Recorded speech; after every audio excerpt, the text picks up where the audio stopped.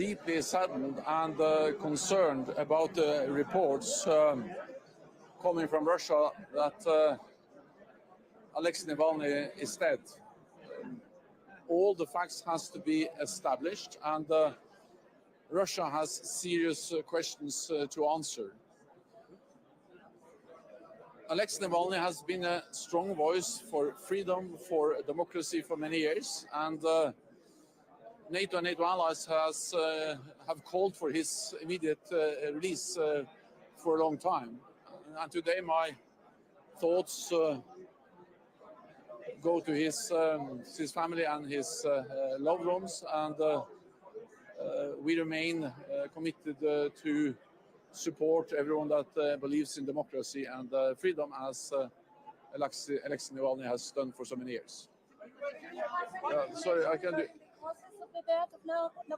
We don't have any information now. That's the reason why it is important to have all facts established, and why Russia has some very serious questions to answer. What we have seen is that Russia has become a more and more authoritarian power, that they have used oppression against opposition for many years. And of course, he was in jail, he was a prisoner, and that makes it extremely important that Russia now answer all the questions that will be asked about the cause of the death. We are only weeks away from the Russian presidential election. Could there be any connection to his passing now? So I will not speculate today. I will just continue to call on Russia to make sure that all facts are established, that they answer all the questions that now will be asked, and then based on that, we will be able to say more. Waiting for President Zelensky to attend the conference here. What kind of message can he take home, especially when we consider that the US aid is stalled and that the Europeans are also struggling? So critics in Ukraine would say Europe failed us once when Crimea was annexed. Is Europe going to fail us again? Our task is to ensure that we continue to support Ukraine because this is in our security interest to do so. And the situation is difficult. The fact that the United States has not made a decision has impacted the situation on the battlefield. At the same time, I continue to expect the United States will make a decision to continue to provide support. And it's also important to actually recognize that even though the situation on the battlefield is difficult, we should not overestimate Russia and underestimate Ukraine.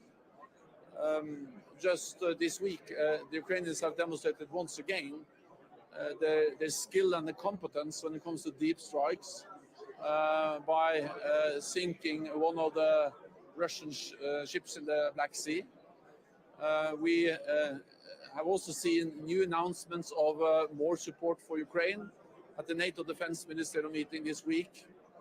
Allies announced more support for the F-16s, more air defense, and several allies also went together and promised to deliver 1 million drones to Ukraine. And then, of course, Ukraine is coming closer to NATO.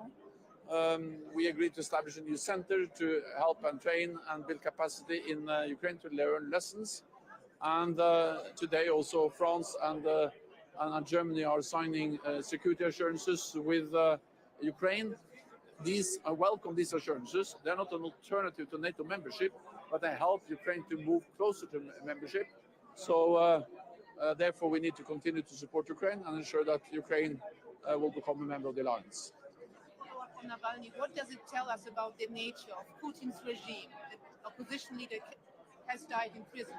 Today, my message is that we need to establish all the facts, and Russia needs to answer all the questions, and many serious questions, about the causes of his death. I'm deeply saddened and very concerned. And of course, Alexei Navalny was a very strong voice for freedom, for democracy. And therefore, so NATO and NATO allies called for his immediate release for a long time. And my main message today is to express my condolences, and my thoughts are with his loved ones and his family. And then we need to come back to all the rest when we know more about the circumstances. Last question. Support NATO needs. What kind of support would you like to have from Latin American countries, Mr. Stoltenberg? So, like countries all over the world who believe in freedom and democracy, to support Ukraine, because it will not only be a tragedy for Ukraine if President Putin wins, but it will make the whole world more dangerous. Because then the message to authoritarian leaders all over the world will be that when they use military force, they get what they want.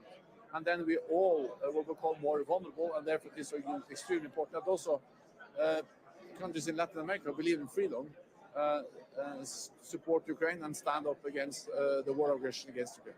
Thank you so much. Thank you, sir.